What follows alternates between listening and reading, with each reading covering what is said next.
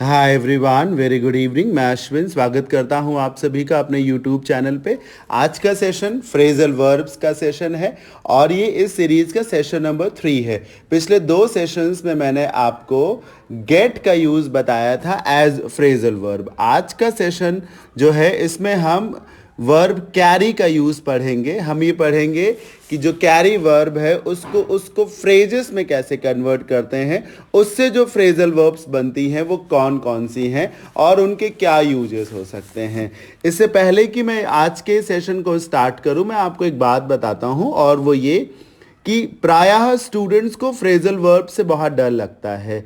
कई बार उनका डर स्वाभाविक भी है क्योंकि बहुत सी ऐसी फ्रेजेस हैं जो आउट ऑफ कॉन्टेक्स्ट हो जाती हैं। मतलब कि आपको लगेगा कि इस फ्रेज का ये मीनिंग होना चाहिए और मीनिंग बिल्कुल कुछ उल्टा होगा। लेकिन हमेशा डरना ठीक नहीं है क्योंकि ऐसी फ्रेजल वर्ब्स की संख्या बेहद कम है जिन्हें समझना बहुत मुश्किल हो, सिर्फ याद करना ही एक विकल्प हो। वरना तमाम ऐसी फ्रेजल वर्ब्स होती हैं, या फिर कहूं कि मैं कि अधिकांश ऐसी फ्रेजल वर्ब्स होती हैं जिन्हें समझना और समझाना दोनों ही बहुत सरल है। क्योंकि प्रायः फ्रेजल वर्ब को बनाते समय जो प्रेपोजिशन या फिर जो एडवर्ब यूज किया जाता है किसी वर्ब के बाद, उसी प्रेपोजिशन या उसी एडवर्ब के अकॉर्डिंग ही मीनिंग भी तैयार होता है। जैसे कि किसी फ्रेजल वर्ब में अवे एडवर्ब आता है, AWAY, अवे। अब आपको मालूम है कि अवे का मतलब दूर है, तो जनरली अवे एडवर्ब को यूज करके जो फ्रेजल वर्ब बनेगी उसका मीनिंग भी दूर होने से ही होगा, भाग जाने से ही होगा, दूर जाने से ही होगा। इसी तरीके से मान लीजिए कि OFF ऑफ प्रेपोजिशन का यूज करके कोई फ्रेज बनाई गई, तो आपको मालूम है कि ऑफ का मतलब बंद करने से है, जैसे स्विच ऑन किया गया, स्विच ऑफ किया गया। या फिर ऑफ का मतलब दूर जाने से, गिर जाने से है, जैसे कि फेल ऑफ द स्टेयर्स, सीढ़ियों से गिर जाना। तो जिस भी फ्रेज में ये ऑफ प्रेपोजिशन आएगा उसका मीनिंग भी इसी के इर्द गिर्द ही होगा। डाउन अगर यूज किया गया हो, एडवर्ब डाउन अगर किसी फ्रेज में यूज किया गया हो तो नीचे जाने का ही अर्थ हो सकता है, घटने का अर्थ हो सकता है। जैसे मुझे एक फ्रेज याद आ रही, ब्रिंग डाउन। अब ब्रिंग डाउन का मतलब होता है खास तौर पे कीमतों को नीचे गिरा देना। ब्रिंग डाउन करना, कीमतें जो मार्केट में कीमतें होती हैं, जो प्राइस होता है उसको कम कर देना। तो अब कैसे समझेंगे? डाउन एडवर्ब से समझ जाइए। तो मोस्ट ऑफ द केसेस में फ्रेजल वर्ब्स को समझना इज नॉट अ चैलेंज। हाँ, इसे रेगुलर तरीके से करना बहुत जरूरी है। रेगुलर स्टडी की रिक्वायरमेंट है फ्रेजेस को समझने के लिए, ताकि आप बहुत कन्वीनियंटली सबको समझ सकें। लेकिन डरना स्वाभाविक हो सकता है पर ठीक नहीं है। फ्रेजल वर्ब्स के केस में गिनी चुनी ही ऐसी फ्रेजेस हैं जिनका मीनिंग आपकी समझ से परे हो सकता है। Otherwise in most of the phrases जो आपका दिमाग कहेगा, जो एडवर्ब यूज हुआ होगा, जो प्रेपोजिशन यूज हुआ होगा या होता है, उसी के अकॉर्डिंग ही मीनिंग निकल करके आता है। चलिए आज के सेशन को स्टार्ट करते हैं। और जो फ्रेजेस मैंने बनाई हैं या फिर कैरी वर्ब से जो भी फ्रेजेस बनती हैं उनका मीनिंग, उनके यूजेस और बड़ी बात क्या उनका मीनिंग है, क्यों है वो मीनिंग, इन सारी बातों को पढ़ेंगे। सामने स्क्रीन पे आपको कुछ फ्रेजेस दिख रही हैं। यही है वो फ्रेजेस जो कैरी वर्ब का इस्तेमाल करके बनाई जाती हैं। पहली है कैरी ऑफ, ये बहुत ही इंपॉर्टेंट फ्रेज है। Another phrasal verb is carry out, ये भी बहुत इंपॉर्टेंट है। नंबर 3 इज कैरी फॉरवर्ड, ये एक एवरेज फ्रेज है। फिर है कैरी थ्रू, ये भी एक एवरेज फ्रेज है। फिर है कैरी अवे, हाँ ये भी एक एवरेज फ्रेज है लेकिन बहुत इंपॉर्टेंट है, बहुत ज़्यादा यूज होती है। फिर 6 और 7 पे कैरी ऑन है और कैरी ऑन विद है, कैरी ऑन का ही एडवांस्ड वर्जन। अब हम बारी बारी से इनके मीनिंग और इनके यूजेस पढ़ेंगे। जो पहली फ्रेज कैरी ऑफ है, आप कहीं मार्क कर लीजिए that it is one of the most important phrases of carry. हाँ, मैं सही बोल रहा हूं, carry off it is one of the most important phrasal verbs of carry verb. ठीक है, पढ़िए। इसके 2 मीनिंग है। पहला मीनिंग जो बहुत ज्यादा पॉपुलर है वो है if you carry off a prize or a trophy you win it. जीतने के लिए इस्तेमाल किया जाता है।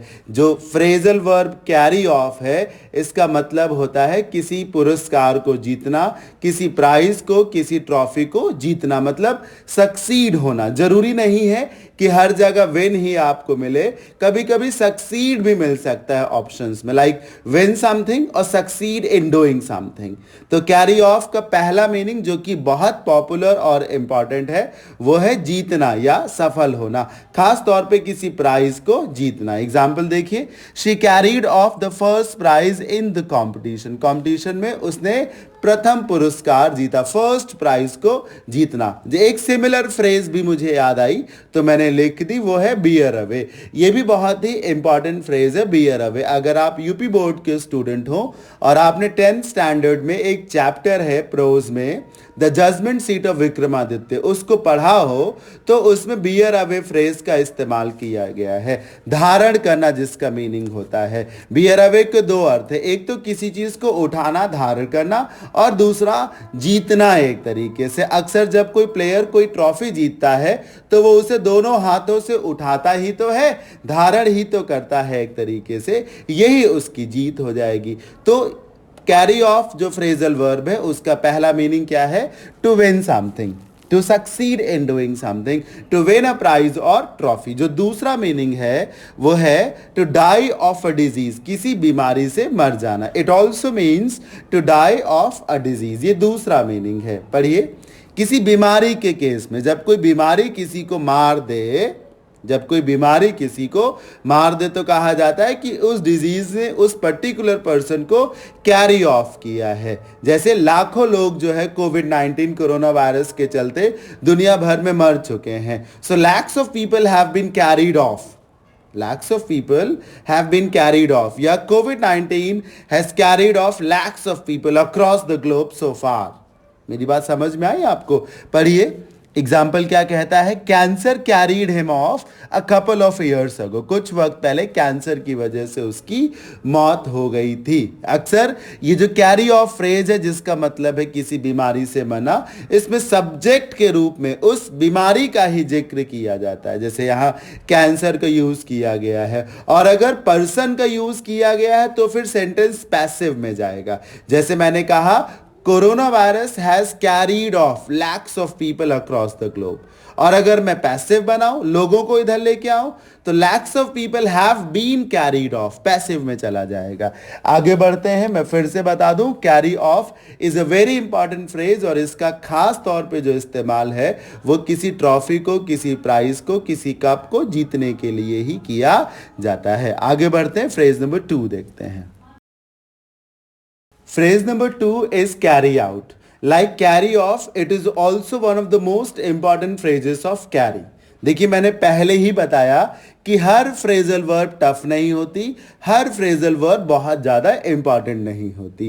पहली फ्रेजल वर्ब बहुत इंपॉर्टेंट थी तो मैंने कहा ये फ्रेजल वर्ब भी उतनी ही इंपॉर्टेंट है, मैं इसलिए इसे भी इंपॉर्टेंट चाहता हूं कि आप मार्क कर लें।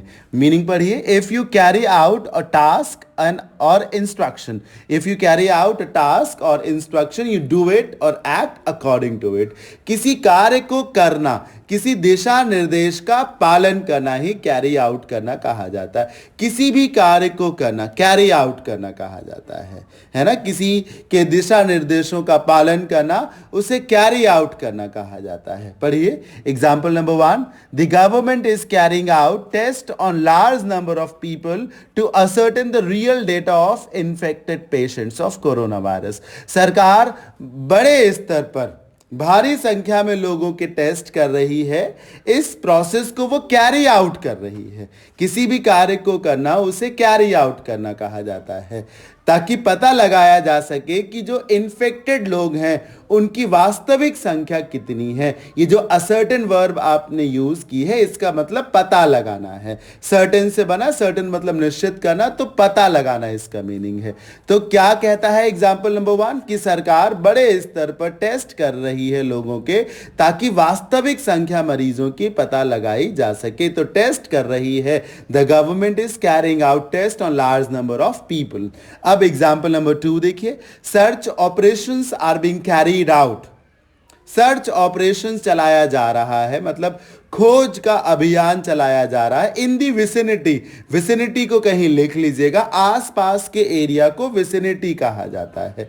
तो आसपास के एरिया में सर्च ऑपरेशन को कैरी आउट किया जा रहा है, चलाया जा रहा है। टू नैब, नैब मतलब धर दबोचना, पकड़ लेना। अनदर 2 मिलिटेंट्स, और भी 2 मिलिटेंट जो कि छिपे हुए हैं, उग्रवादी आतंकवादी जो छिपे हुए हैं, मतलब कुछ मिलिटेंट्स को पकड़ा जा चुका है, तभी तो अनदर का यूज किया गया है। अनदर का मतलब ही होता है कि कुछ हो चुका है, उसी में और इजाफा किया जाएगा। अगर आपको अनदर के यूज को लेके कोई भी डाउट हो तो आप YouTube चैनल पे ही जाएं मेरे, और उसी में प्लेलिस्ट में जाएं तो डिटरमाइनर्स नाम की जो प्लेलिस्ट है उसमें यूजेस ऑफ अनदर मैंने पढ़ाए हैं बहुत डिटेल में, आपकी हेल्प हो जाएगी। तो क्या मीनिंग है, आसपास के क्षेत्र में, in the vicinity of that area search operation को कैरी आउट किया जा रहा है ताकि बचे हुए छिपे हुए 2 और मिलिटेंट्स को नैप किया जा सके, पकड़ा जा सके, दबोचा जा सके। देखिए सिर्फ आप कैरी आउट ही नहीं सीख रहे, इसी के साथ में और भी वर्ड सीख रहे हैं। जैसे अभी अभी आपको मैंने असर्टेन पढ़ाया, पता लगाना। फिर अभी अभी मैंने आपको विसिनिटी वर्ड पढ़ाया जो कि नाउन है, आसपास के एरिया को कहा जाता है। नैब वर्ब को पढ़ाया जिसका मतलब पकड़ना, दबोचना, कैच करना हो सकता है। ठीक है, तो हर छोटी बड़ी बात को नोट करना जरूरी होता है, नोटिस करना जरूरी होता है। आगे पढ़ते हैं, फ्रेज नंबर 3 देखते हैं। Phrase number 3 is carry forward. मैंने अभी थोड़ी देर पहले आपको बताया था कि जो फ्रेजल वर्ब्स बनाते समय एडवर्ब या फिर प्रेपोजिशंस यूज किए जाते हैं। प्रायः फ्रेजल वर्ब का मीनिंग उन्हीं एडवर्ब और उन्हीं प्रेपोजिशंस से इंस्पायर्ड होता है, उन्हीं के इर्द गिर्द घूमता है। अब जो थर्ड नंबर फ्रेज है कैरी फॉरवर्ड, इसमें जो फॉरवर्ड एडवर्ब यूज हुआ है इसका बहुत बड़ा असर होगा इसके मीनिंग में। फॉरवर्ड का क्या मीनिंग है, आगे बढ़ाना या आगे बढ़ना। एक बैकवर्ड होता है, एक फॉरवर्ड होता है। आगे की तरफ जाने के लिए फॉरवर्ड, पीछे की तरफ आने के लिए बैकवर्ड। तो कैरी फॉरवर्ड का मीनिंग आगे बढ़ने या आगे बढ़ाने से ही हो सकता है, चीजों को कंटिन्यू करने से हो सकता है, कैरी करने से हो सकता है। कैरी का मतलब भी होता है धारण करना।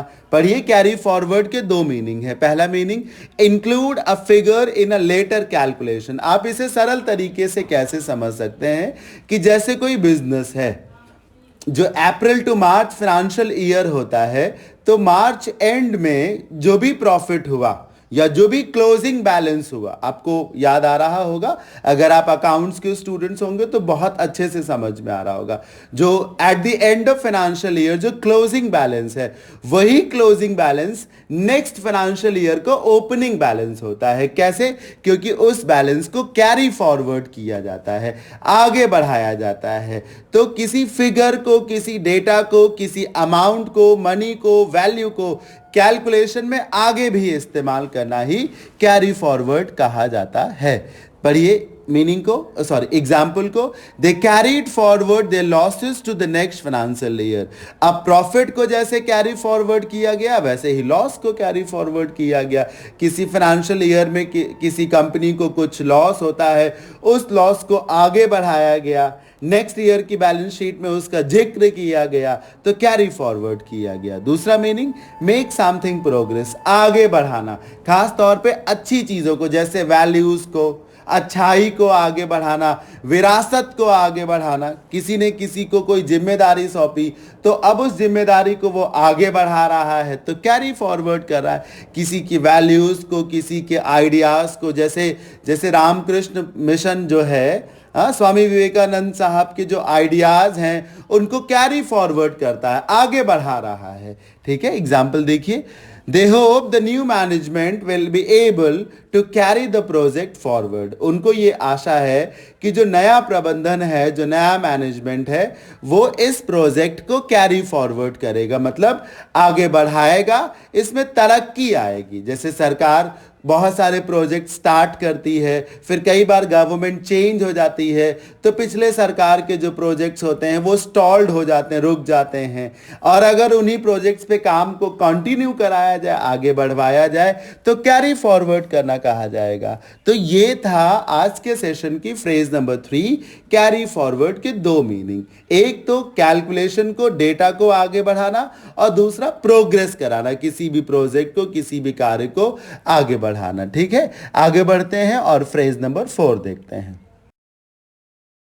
Phrase number 4 is carry through. ये भी एक इंपॉर्टेंट फ्रेज है, बहुत इंपॉर्टेंट फ्रेज है, पर बहुत ही सरल है इसे समझना। पिछला सेशन जो मैंने गेट का लिया था उसमें भी एक फ्रेज आई थी, गेट थ्रू। मैंने बताया था कि ये जो थ्रू है, जिसे कई बार लोग एडवर्ब कहते हैं, otherwise it is a preposition.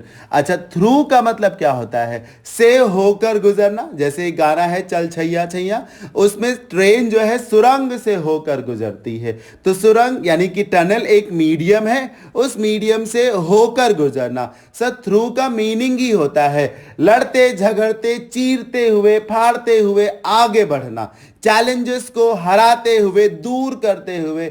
जैसे आप समझिए, नाव चलती है, जब नाव चलाई जाती है, जैसे अगर खास तौर पे तेज चल रही हो, तो वो पानी को चीरते हुए चलती है, पानी से दूर तो चलती नहीं, पानी का सामना करते हुए, लड़ते हुए, रास्ता बनाते हुए चलती। थ्रू का यही मीनिंग है। और प्रायः जब थ्रू का इस्तेमाल किया जाएगा तो उसमें चैलेंजेस आएंगे, एक्सक्यूज मी, डिफिकल्टीज होंगी। वही जो पानी है वही चैलेंज है, वो जो जंगल है, झाड़ी है, वही चैलेंज है। उसको चीरते हुए फिर आगे भी हम बढ़ेंगे तो अंततः सफलता भी मिलेगी। तो दो बातें याद रखिए थ्रू को लेके, एक की चैलेंजेस होंगे, यही थ्रू का मीनिंग है, और दूसरा थ्रू में आप उन चैलेंजेस को पार करके आगे जरूर बढ़ेंगे, उस पार जरूर पहुंचेंगे, यानी कि चैलेंजेस को हरा देंगे, यानी कि विनर साबित होंगे। यही है कैरी थ्रू का मीनिंग, अंतोगत्वा जीतना, लड़ते झगड़ते हुए अच्छे दिनों तक पहुंच जाना, कैरी थ्रू करना।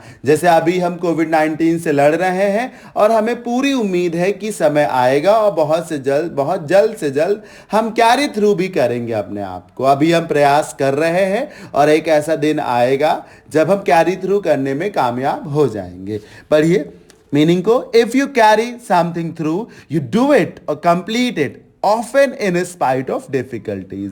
आप उसे करते हैं, पूरा करते हैं उस कार्य को प्रायः चुनौतियों के बावजूद भी, in the face of difficulties, in spite of difficulties, मुसीबतों के बावजूद भी आप उस कार्य को करने में सफल होते हैं। एग्जाम्पल्स देखिए, पहला एग्जाम्पल कहता है they carried the reforms through despite the opposition। despite the opposition मतलब विरोध के बावजूद भी उन्होंने सुधार किए। रिफॉर्म्स का मतलब ही होता है कुछ अच्छे काम करना, तो जो रिफॉर्म्स वाले वर्ग थे वो उन्होंने सक्सेसफुली किए despite the opposition. Example number 2 देखिए, हिज डिटर्मिनेशन, जो उसका दृढ़ संकल्प है, जो उसके मन की मजबूती है, कैरीड हिम थ्रू द ऑर्डील। कहीं लिख लीजिए, ऑर्डील का मतलब चैलेंजेस से होता है, यातनाओं, एक शब्द होता है ना यातना, उसको ऑर्डील कहा जाता है।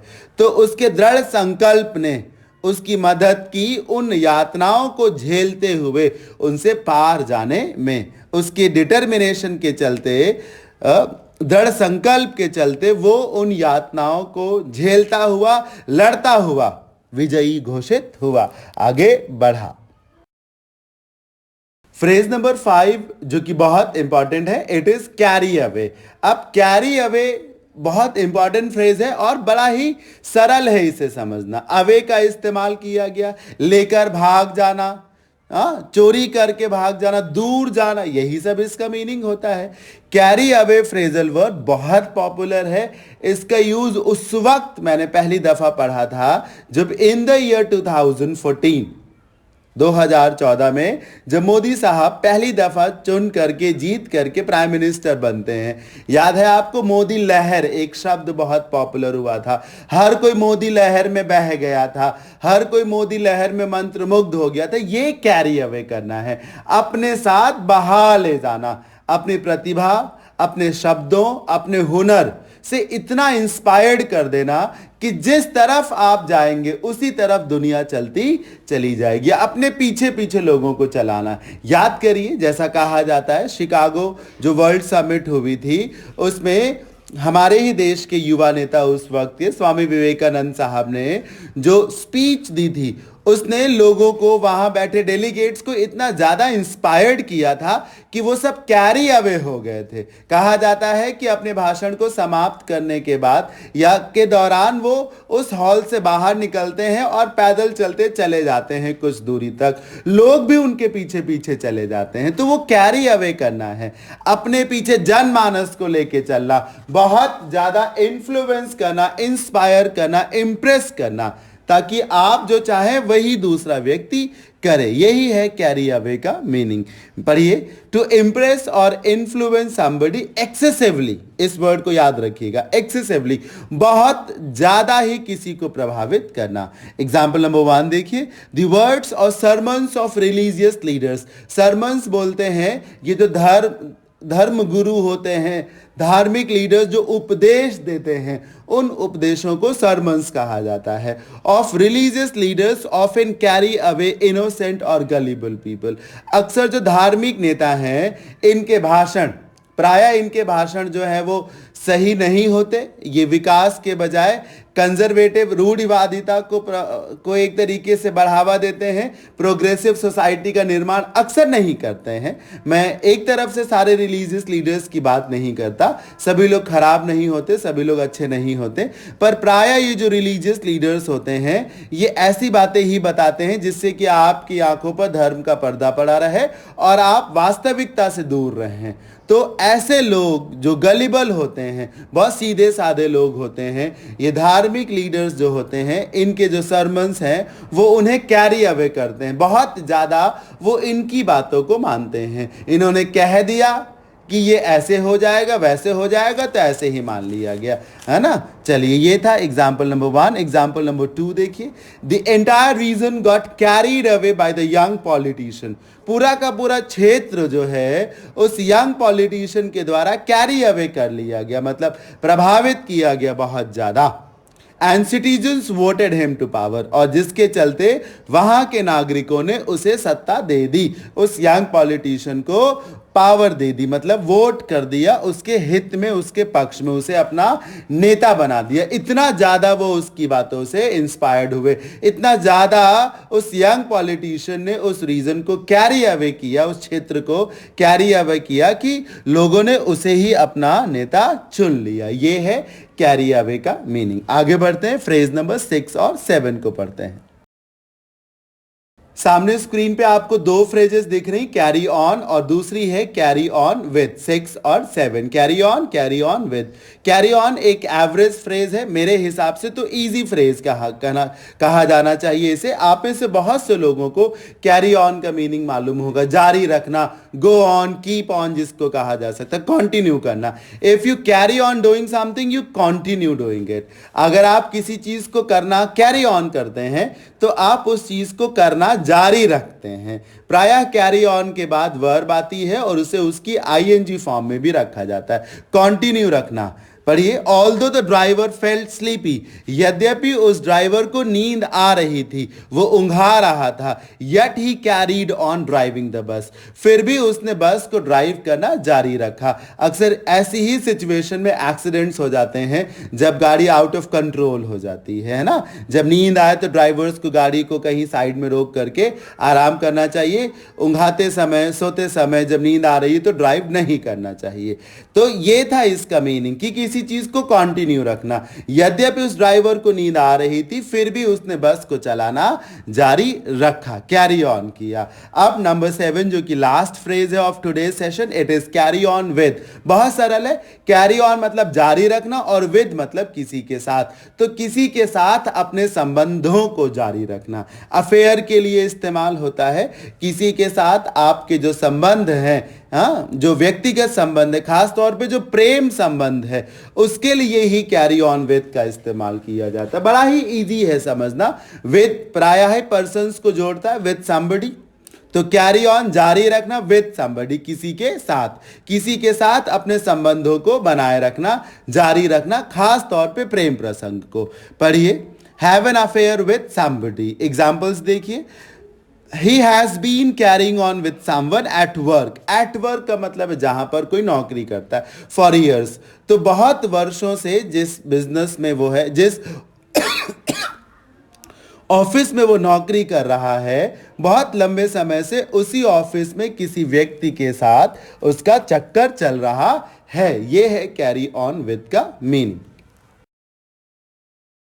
कैसा लगा आप सभी को आज का ये सेशन, मुझे जरूर बताएं। आज के सेशन में मैंने आपको वर्ब कैरी को कैसे फ्रेजल वर्ब्स में बनाकर यूज करते हैं ये बताया, जिसमें पहली फ्रेज थी कैरी ऑफ, जिसका मतलब होता है जीतना, कई बार किसी बीमारी से मरने के लिए भी यूज होता है। फ्रेज नंबर 2 थी कैरी आउट, जिसका मतलब है किसी कार्य को अंजाम देना, किसी टास्क को परफॉर्म करना, किसी इंस्ट्रक्शन को फॉलो करना।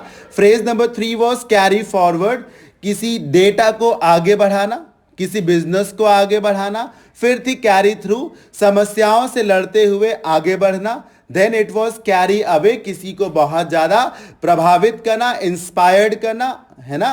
और अभी अभी मैंने आपको जो नंबर 6 पढ़ाई थी कैरी ऑन, जिसका मतलब था कंटिन्यू करना, जारी रखना। और फिर लास्ट फ्रेज थी कैरी ऑन विथ समबडी, जिसका मतलब क्या बताया था मैंने, किसी के साथ अपने प्रेम प्रसंग को जारी रखना या बनाए रखना। तो ये था आज का सेशन। आशा करता हूं, उम्मीद करता हूं आपको पिछले सेशंस के जैसे अच्छा ही लगा होगा। इस बात का मुझे बहुत सेटिस्फैक्शन है कि अभी तक मैंने जितने भी सेशंस लिए हैं, तकरीबन 60 to 70 के आसपास वीडियोस मैंने आपको दिए हैं, सेशंस मैं ले चुका हूं। उसमें से किसी भी सेशन में कोई भी डिसलाइक नहीं है, सबने सिर्फ लाइक ही किए हैं मेरे वीडियोस को, कोई डिसलाइक नहीं, 100% लाइक्स हैं। मुझे तो लगता है कि ये अपने आप में एक अचीवमेंट है। मैं बहुत ज़्यादा सेटिस्फाइड भी हूँ उससे, इनफैक्ट बहुत ज़्यादा खुश भी हूँ। ऐसे ही आप सब मेरा सहयोग करते रहें, मेरे मनोबल को बढ़ाते रहें। मैं हर बार हमेशा के जैसे प्रयास करता रहूँगा कि इंपॉर्टेंट कंटेंट लेकर आऊँ, और मैं ये ज़रूर प्रयास करता रहूँगा कि आपको किसी प्रकार से डरवाया ना जाए। प्रायः टीचर्स डरवाते बहुत हैं कि ये बहुत बड़ा हवा है, इसको पढ़िए वरना आफत हो जाएगी, या इसे समझना बहुत बड़ा चैलेंज है। हाँ, मैं कोई लॉलीपॉप भी आपको नहीं दूंगा कि आप मेरे से पढ़ लेंगे तो चुटकियों में सीख जाएंगे। नहीं, आप मेहनत करेंगे तो जरूर सीख जाएंगे। तो आज के अभी के लिए इतना ही। अपना अपना ध्यान रखें, घर पे रहें, सुरक्षित रहें। Thank you so much for joining me live. Bye bye, take care, good night, have a sound sleep. Thank you so much, bye bye, take care.